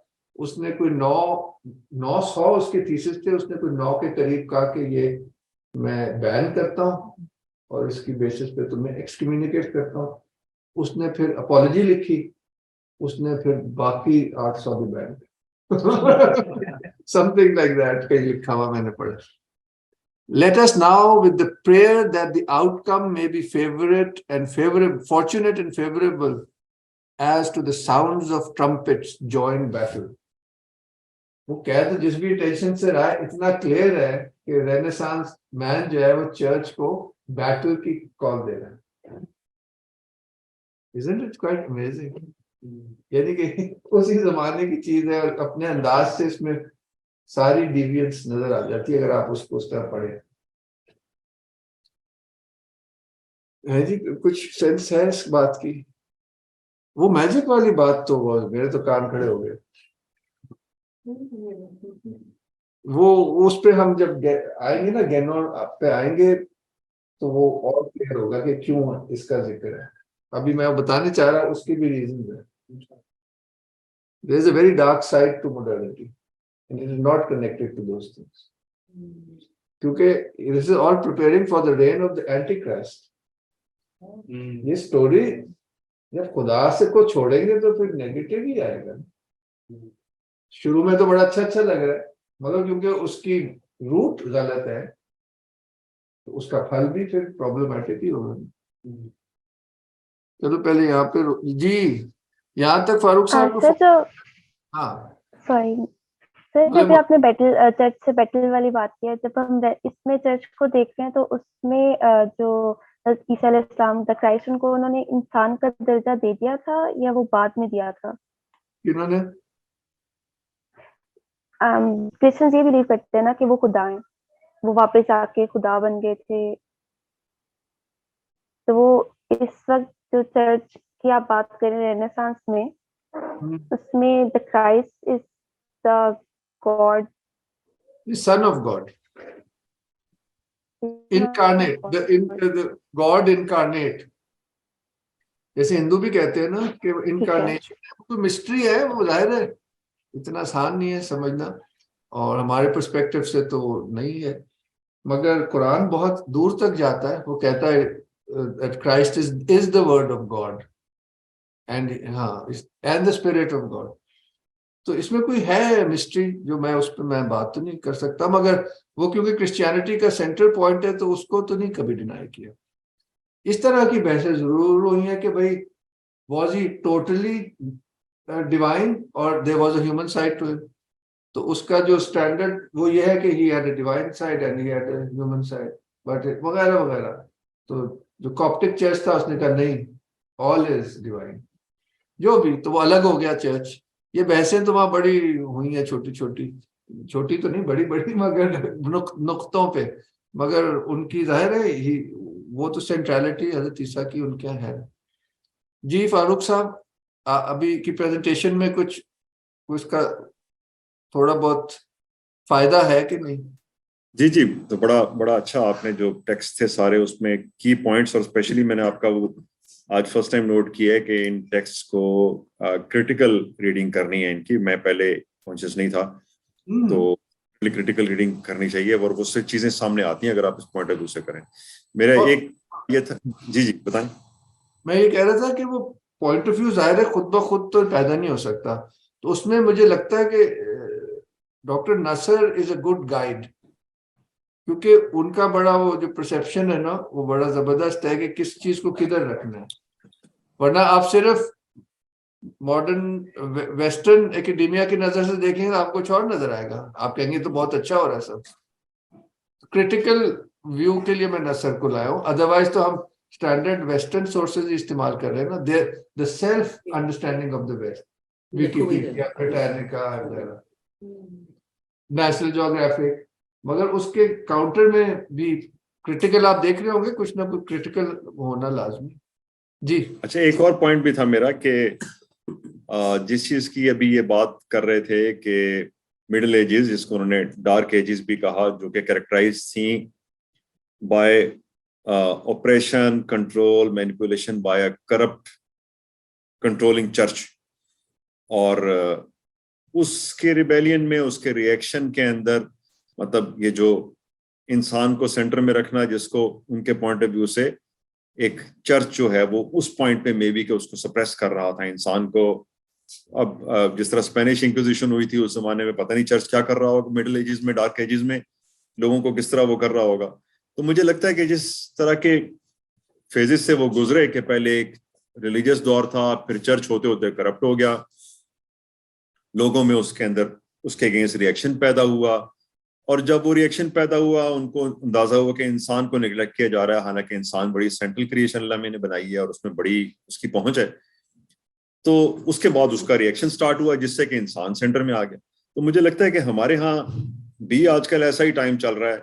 मतलब अगर मैं आज के पाकिस्तान की बात करूं तो मुझे लगता है कि हमारे यहाँ भी इसी किस्म का टाइम चल रहा है, या एटलीस्ट मैं अपने आप को स्टेज पर महसूस करता हूँ इंटरनली इस सफर में, कि बड़े अरसे से मैं अपने जो अथॉरिटीज हैं, रिलीजियस अथॉरिटीज सो कॉल्ड, उनको मैं महसूस कर रहा हूँ कि वो they are sucking life out of people, और वो ऑप्रेस कर रहे हैं, कंट्रोल कर रहे हैं, मैनिपुलेट कर रहे हैं, और इंसान उसके अंदर गायब हो गया। हालांकि अगर मेरे नजदीक आप इस्लाम को सेलिब्रेट करने की बजाय अगर मुस्लिम्स को सेलिब्रेट करें, जिस तरह के 47 से पहले आप देखें हर चीज मुस्लिम थी, मुस्लिम स्टूडेंट्स, ये मुस्लिम कमर्शियल बैंक, हर चीज मुस्लिम थी, अब हर चीज इस्लाम है, एज इफ के मुस्लिम की कोई अहमियत नहीं है। हालांकि इस्लाम तो मुस्लिम में जिंदा है, मुस्लिम में नहीं है, अगर सप्रेस्ड है तो इस्लाम कहाँ से होगा। मतलब अल्लाह मियां ने जो कंटेनर है वो तो इंसान मुसलमान बनाया है।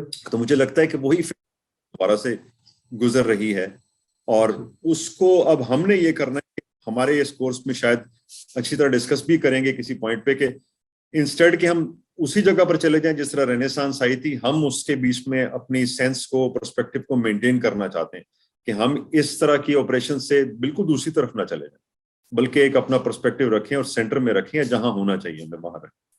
वही मेरे ज़हन में एक पॉइंट आया था कि ये फिर जब भी पॉइंट आएगा इसको डिस्कस करेंगे, मतलब, लेकिन ये कि किसी स्टेज पे इसको डिस्कस करना जरूरी है, क्योंकि बड़ा मुझे ये पॉइंट बहुत वो करता है। मतलब जी असल में ना अब क्योंकि हमारे पास टाइम ना हो नसर की चीज पढ़ने का, मगर उसका जो टेक अवे है ना वो बेसिकली इसी से रिलेट करता है जो आपने अभी कहा। अस्सलाम वालेकुम। देखिए हमने डॉक्टर नसर का नाम लिया तो उनके एक स्टूडेंट आ गए डायरेक्ट, मैं इनको जरा सलाम कर लूं। बड़े कमजोर हो गए। Doctor Fuad Naeem, he is been a teacher on our course, America में प्रोफेसर है, डॉक्टर नसर से पढ़े हुए किसी जमाने में। तो पिछले विजडम कोर्स में ही वाज, मैं और ये इकट्ठे मॉडर्निटी पढ़ा रहे थे हाफ हाफ। मैं डॉक्टर फाद, मैं यही स्टूडेंट्स को बता रहा था कि पिछले साल आप और मैं इकट्ठे यही कोर्स पढ़ा रहे थे, मॉडर्निटी वाला सेक्शन हाफ हाफ। आप शायद सारा पढ़ा रहे हैं आप तो। हाँ जी आप अच्छा बिजी हो रहे थे, मगर वो खैर आपसे मैं डिस्कस करूंगा, काफी इंटरेस्टिंग बदला इस दफा। तो डॉक्टर नसर की हम बड़ी बातें कर रहे थे तो आप उसी वक्त आ गए। तो जो बेसिक पॉइंट आपकी बात से जो लिंक करता है और डॉक्टर नसर वाले एक्सट्रैक्ट में भी है, और मैंने क्या क्लास में लेना मोहम्मद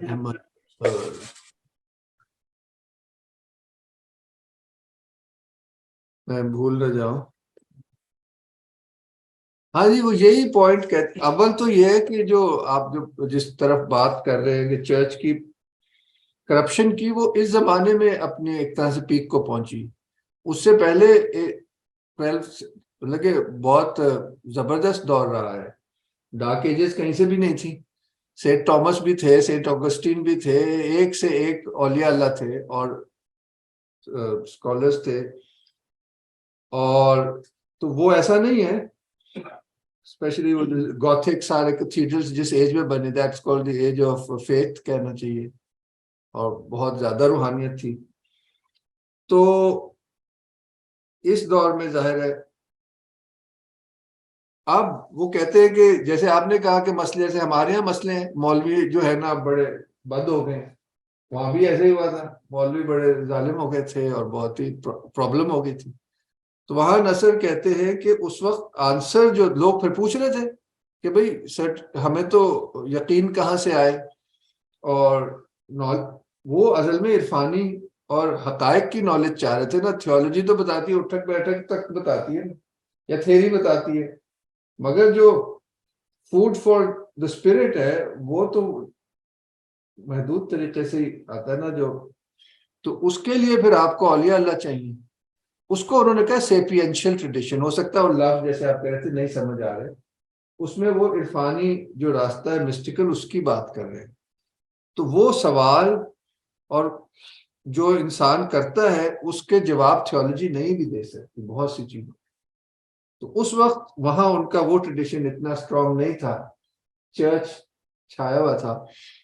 और ये प्रॉब्लम है हमारे यहाँ भी, शायद यही मकसद है कि जो हमारा रिलीजियस फॉर्म है, जो फॉर्म होती है उसका मकसद तो स्पिरिट होता है ना। स्पिरिट जो है उसको हम रूहानियत कहते हैं। और नसर यही कहते हैं कि उन्हीं ऑथर्स को इस्तेमाल करके वहां कोई सोहरवर्दी नहीं पैदा हुआ। सोहरवर्दी पैदा होता है तो वही एरिस्टोटेलियन और एविसिनियन और वो लेके उसको एक रूहानियत में बदल दिया। एक कह लो आप स्पिरिचुअल फिलॉसफी बना दिया ना उन्होंने। तो ये फर्क है। या गजाली कह ले, वो सारे लॉजिक इस्तेमाल कर रहे थे मगर उसको वो खुदा से और खुदा के इरफान से और रूहानियत से जोड़ रहे थे। कि जो इस बंदे ने अभी कोशिश की ना, जिसको हमने आज स्टडी किया, पीको को, अब मकसद इसका भी वो है खुदा तक पहुंचूं। और उसने सोर्सेज जो ली वो उसको दुनिया से आगे जा ही नहीं सकता। वो सोर्सेज रिलीजन के थ्रू ही जाती हैं, but not the form of religion but the essence of religion. Because religion form और एसेंस दोनों से मिलके ही बनता है ना। तो जब सिर्फ फॉर्म रह जाएगी तो जुल्म की तरफ ही जाएगा। ये तो जो सही स्कॉलर्स हैं वो आज भी कहते हैं, बड़े मतलब फेमस लोग भी हैं, कहते हैं कि अगर ऐसे आप करेंगे तो ये जुल्म होगा। यानी कि अगर आप मौलवियों को हुकूमत दे देंगे, जैसे कि ईरान में प्रॉब्लम है ना, अगर आप सिर्फ फॉर्म पे अड़ जाएंगे तो जुल्म हो जाएगा। ये रिलीजियस लीडर्स ये कहते हैं, मैं नहीं कह रहा, मैंने स्कॉलर्स से सुना है। तो इस और अब मेरे ख्याल से अब आप लोगों से वो अब पढ़ने की जरूरत नहीं है। उसका जो लुबे लुबा मैंने आपको बता दिया है, छोड़ 4 तो पेज हैं, प्लीज पढ़ लें इस गुफ्तगू की रोशनी में कि कैसे जो नॉलेज है वो उसकी जो सेक्युलराइजेशन का सफर है उन्होंने यही दिखाया उस वाले एक्सट्रैक्ट में कि रेनेसांस में कैसे वही चीजें लेके उसको रैशनलिस्ट कह ले, ह्यूमनिस्ट कह ले, जैसे ह्यूमनिस्ट सत्ता पे गया। और ये पीको वाला जो है ये बड़ा पर्सनल स्टेटमेंट है जिसमें मैंने आपको भी बातें बताई मैजिक वगैरह की। इट्स वेरी क्लियर कि क्या हो रहा है and why if you are cut off from the spiritual sources of your religion, you can't go back. You are stuck in this world. Mohammed Ahmed गायब हो गया। अच्छा जी, Nida, would you like to leave any comments on this session? Any questions? तो हम group में भी फिर share कर सकते हैं जवाबात या डिस्कशंस। यस, मुझे वो ब्लैक और वाइट मैजिक वाला टॉपिक काफी इंटरेस्टिंग लगा। हालांकि वो मैंने स्पीच नहीं पढ़ी तो एक दफा पढ़ के भी मैं देखूंगी, क्योंकि इसका कॉन्सेप्ट मैंने काफी सुना हुआ है वेस्ट में। मतलब अभी करंट टाइम में भी लोग प्रैक्टिस करते हैं वाइट मैजिक, तो मुझे नहीं पता था कि इसका क्या सोर्स है। तो वो इंटरेस्टिंग था कि ये पीको के टाइम से स्टार्ट हुआ है या शायद उससे पहले भी हमेशा से ही रहा है, मगर उसको कैसे समझना है कंफ्यूजन हो जाती है, जैसे हकीम के सवाल में थी। और बाकी बहुत ज्यादा हमने चीजें डिस्कस की, तो मैं बस आहिस्ता आहिस्ता एब्जॉर्ब करूंगी, लेकिन बहुत इंटरेस्टिंग सेशन था। थैंक यू तैमूर साहब। चलो एक्सेलेंट। बट आप वो नसर वाला पढ़िएगा जरूर, जो अहम पॉइंट्स है मैंने हाईलाइट कर दिए, और पीको वाले में भी खैर यू शुड ट्राई, और जो असल टेक अवेज है वो हाईलाइट कर दिए। तो जी Nausheen.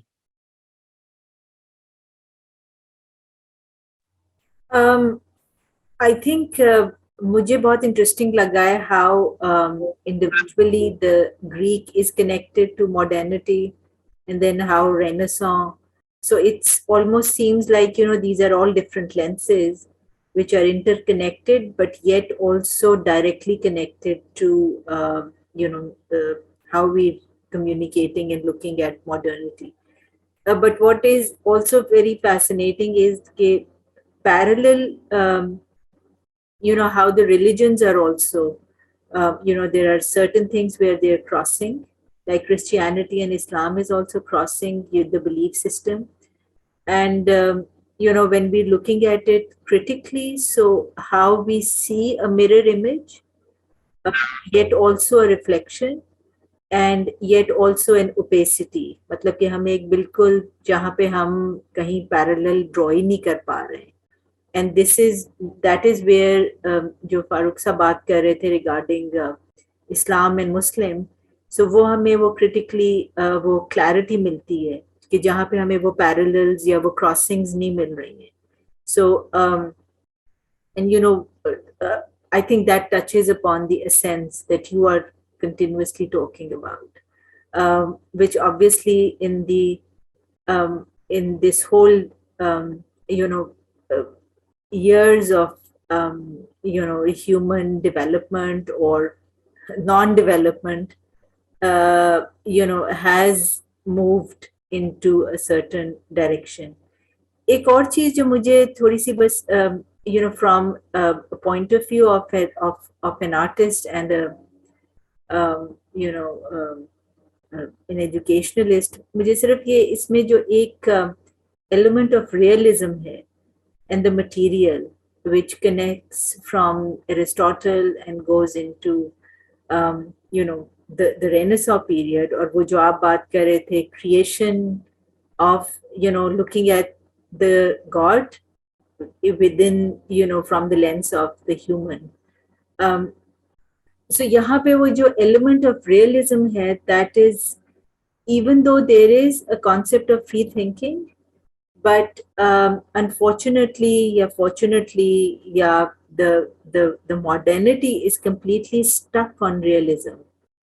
And despite the fact कि वो जितना individualism की बात करें, जितना free thinking की बात करें, जितना secular की बात करें, but in the end they haven't been able to get out of that realism, जो कि हमारा जो traditional miniature है, बड़े आराम से, it became so easy, so fluent for us to move beyond and go into the metaphysical. So ये चीज मुझे बहुत over a period of time, even now in this contemporary world, the stuck on with realism is something which shows me the incompetence within this whole system. Thank you. Excellent comments. Thank you. यहाँ से हतीम, मुझे अभी तो बस सोचने की जरूरत है. मतलब है जहाँ से शुरू हुए थे तो कुछ तो perspective तो There's so much is adding on, perspective समझ आ रहा है, context समझ आ रहा है, बहुत सारी चीजें सिर्फ इसलिए clear हो गई because आपने एक context दी है. बार-बार करना पड़ता है, मुझे समझ आ रही, repeat करना पड़ता है. और अभी तो यह क्या है, I'll think about like a lot of things. Excellent. इंशाल्लाह कुछ. और जो नहीं पढ़ा वो पढ़ने की कोशिश कीजिए. हाँ, वो जो end से कुछ बहुत रहेगा तो वो definitely I'll go back to it. लेकिन वो खैर वो point पे मेरा कुछ ज़हन में कुछ चीजें ऐसी. लेकिन हाँ, सोचने की जरूरत है मुझे. जी सुहेल. हाँ, मेरे ख्याल से बड़ा अच्छा क्लास था. मतलब एक जो सिलसिला है कि हम बैकग्राउंड क्लियर करते जा रहे हैं. हमने अर्ली ग्रीक बड़े अच्छे तरीके से क्लियर हो गया और रेनेसांस के जाहिर रेनेसांस बहुत बड़ी मूवमेंट है और हमने इस क्लास में बहुत अच्छे से कवर कर लिया उसको वजूहात क्या थे और किस तरह से वो मॉडर्निटी को लिंक कर रहे थे और वो किस तरह से अब देख रहे हैं रेनेसांस को या फिर मिडिल एजेस को, वो उस तरह से नहीं था. तो एक सिलसिला बन रहा है, आगे देखते हैं कि ये किस तरह से कनेक्ट होता है जो एक्चुअली में हम पढ़ना चाह रहे हैं. क्योंकि मेरे ख्याल से ये तो रोड हम बना रहे हैं कि हम किसके अगेंस्ट कुछ पढ़ने की कोशिश कर रहे हैं. बात ये, क्योंकि अभी ब्रेक में हतीम ने भी ये कहा था कि आपने शुरू जो ओरिएंटेशन की थी वो तो विजडम फोकस थी, वो तो पूरे एक मेटाफिजिकल फ्रेमवर्क था, तो फौरन ही हम ग्रीको रोमन में कैसे पहुंच गए. हाँ, तो मैं ये याद करा रहा था कि हम जिस दुनिया में रह रहे हैं उसको समझने से हम शुरू करना चाह रहे हैं, क्योंकि इस कोर्स का टाइटल था in search of wisdom in the modern age. तो फिर मॉडर्न एज, हाँ, ये मैंने कहा रिवाइंड करा रहा हूँ, वैसे तो बात हो चुकी है. मॉडर्न एज के रूट्स बेसिकली हम पकड़ रहे हैं। तो उससे शायद कॉन्ट्रास्ट भी पैदा हाँ, होता है हाँ। बड़ा क्लियरली, क्योंकि आजकल हम उस नॉलेज को वैल्यू करते हैं। हाँ, तो मतलब कि वो सारे हमारे पास भी तो बैगेज है ना।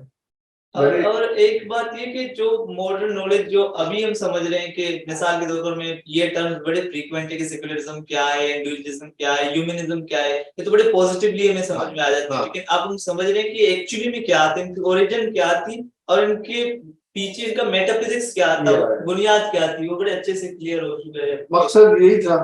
ह्यूमनिज्म सिर्फ इंसानी भलाई का नाम नहीं था, वो एक और उसके पीछे एक फलसफा था इंसान को सामने लाने का और खुदा को हटाने का, तो बड़े अच्छे से क्लियर ये मकसद था।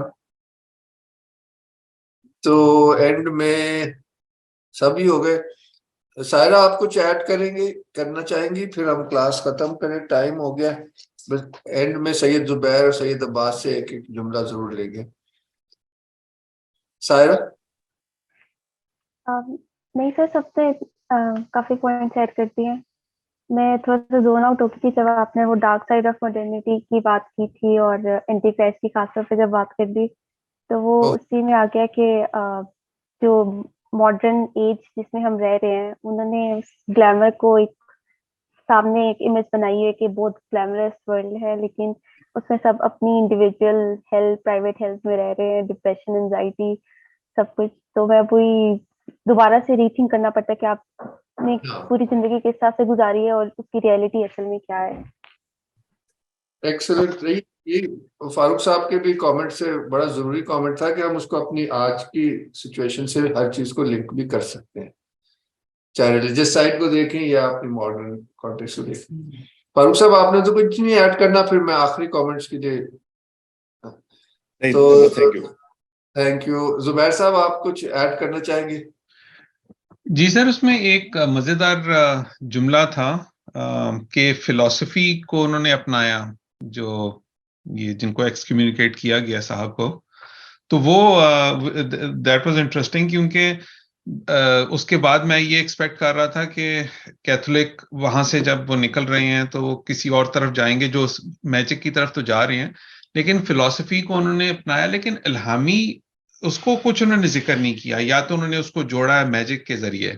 तो ये एक बड़ा इंटरेस्टिंग पॉइंट था, और इस पे मैं चाहूंगा कि स्टूडेंट्स गौर करें, क्योंकि ये बाद में ये चीज खुलेगी कि सोर्सेज हमारी जो हैं वो कहाँ पे इल्म कलाम, फलसफा और कहाँ कहाँ इल्हामी, और ये जिस डॉक्टर फवाद तो बैठे हुए हैं, वो जो गजाली की जो मशहूर किताब है उससे जिसमें उन्होंने ये सारी चीजें डिस्कवर की और फिर इल्हामी उन्होंने उस पर जोर दिया, और भी काफी सोर्सेज आगे शेयर करते रहेंगे। तो वो ये बड़ा इंपॉर्टेंट पॉइंट है, बस मैं ये हाईलाइट करना चाह रहा था। Thank you. जबरदस्त।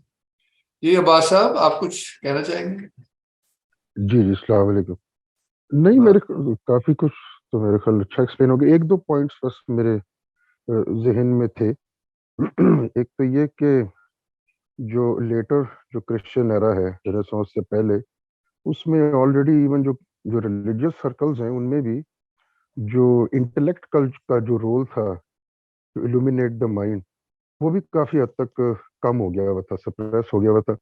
वो कहते थे जी कि अब जैसे जो एंशिएंट विजडम जो रिस्टोर किया ये अर्ली अर्ली रेनेसांस पीरियड में स्कॉलर्स ने, तो वो जो एंशिएंट विजडम था, that was not necessarily due to some revelation in the Semitic sense, it was basically pure intellection के थ्रू।